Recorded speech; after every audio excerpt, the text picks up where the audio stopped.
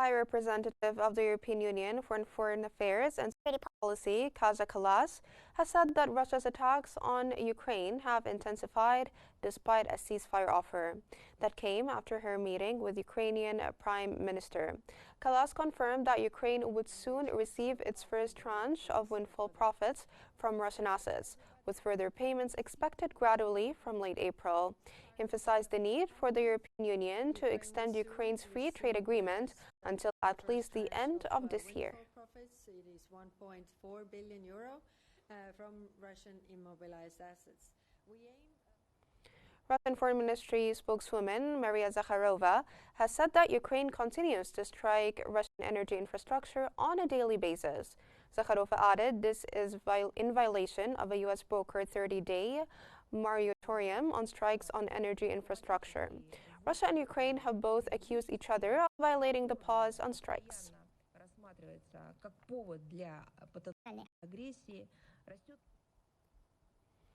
NATO Secretary General Mark Rutte has warned that China is closely watching the ongoing war in Ukraine and that the outcome of Russia's aggression could have a substantial impact on security in Asia.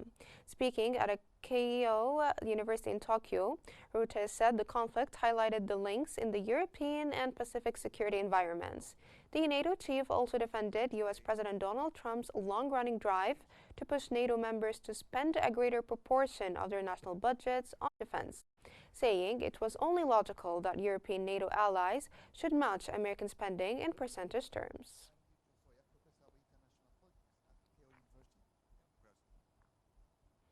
Acting U.S. Ambassador to the United Nations Dorothy Shea told the Security Council the United States will have no patience for bad faith negotiations or violation of commitments as it seeks to end the war in Ukraine.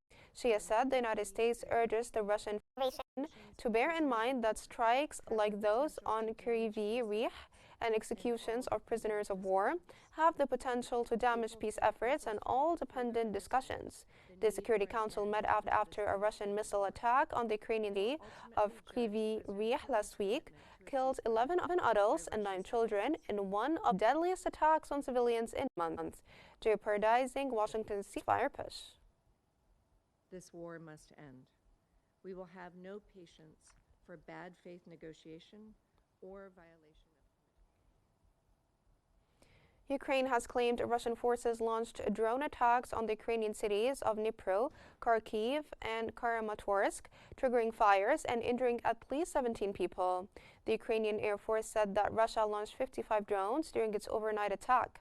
The Air Force shot down 32 drones and another 8 did not reach their targets, likely due to electronic warfare countermeasures.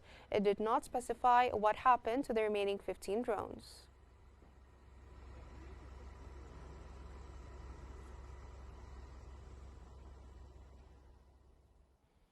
China has called on the United States to stop its arrogant and bullying behavior after Donald Trump's 104% duties on Chinese imports kicked in. Chinese Foreign Ministry spokesperson Lin Jian said the U.S. continues to impose tariffs on China indiscriminately. Lin added if the United States really wants to solve the problem through dialogue and negotiation, it should adopt an attitude of equality, respect, and mutual benefits.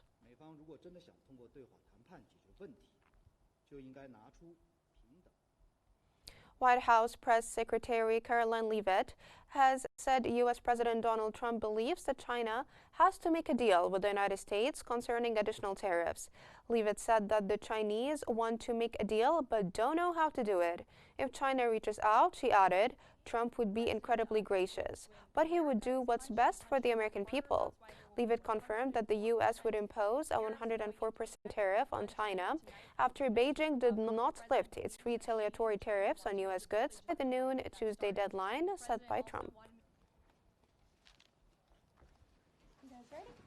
What about tariffs? Look, I just spoke to the president about this.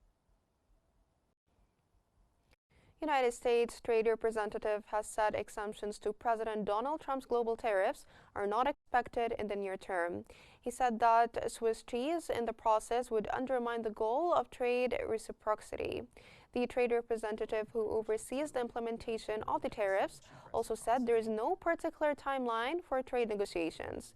Trump has already implemented a 10% tariff on almost all imports to the world's largest consumer market, and targeted tariffs of up to 50% on many trading partners are due to take effect today. We will see where that goes. I think we need to work with our closest friends to make sure that we have trading arrangements that work.